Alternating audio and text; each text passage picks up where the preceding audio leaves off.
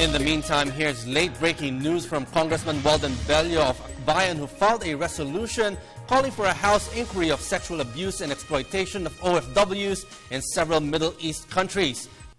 And welcome to NewsLife. Yes, good evening.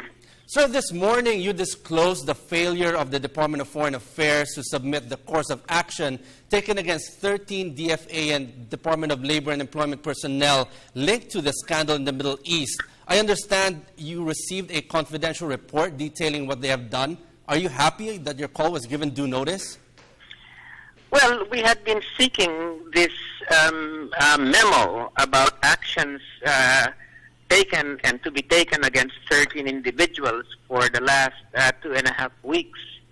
And it was only after the press conference where we expressed our great disappointment at not being provided with this memo that 2 hours later the memo detailing the actions arrived at the House of Representatives. Are we satisfied with it? No, because it mainly names lower level officials, including local hires. It's vague on many points, although it does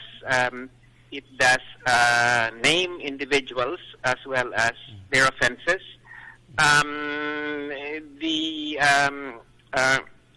command responsibility of the higher officials of the embassies is not acknowledged, and so the memo raises more questions than answers. But I wish that they had provided this to us much earlier, because we've always,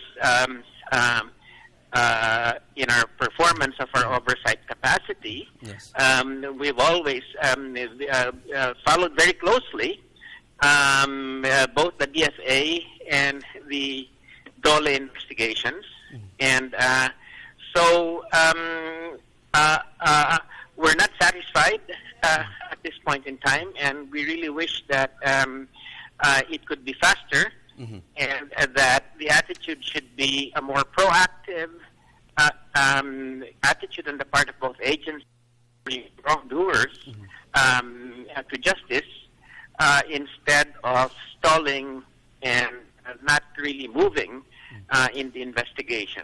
So looking at the 13 personnel in that list, are they all Filipinos, and what is the nature of their offense? Well,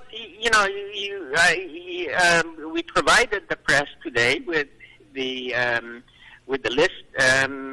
The offenses range from sexual molestation to abusive behavior to sexual harassment. So it's a range of offenses that to even rape. So it's a range of offenses that is attributed to these officials. But I said we're not satisfied because we want to make sure that this is just not being blamed on lower level officials, but we want to know who, in fact, are aside from these lower level officials, who else have been sexual exploiting our workers. And of course, since these officials, even if they were local hires, they were within the embassy. So the higher officials in the embassies, the officers in charge, the ambassadors, have to answer for the fact that this apparently many of these acts took place for over some time, and they were not acted upon. So you're saying that no officials were implicated in the 13 on that list. Now, no, there are officials, but they tend to be lower level officials. I guess what we have are individuals like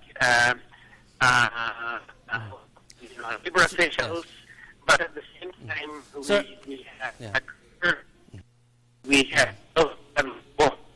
So you mentioned that there should be actually command responsibility here. As chairperson of the House Committee on Overseas Filipino Workers, will you be calling on these officials to ask them any questions on what happened? Sir? Congressman Bello? Thank you. Sir?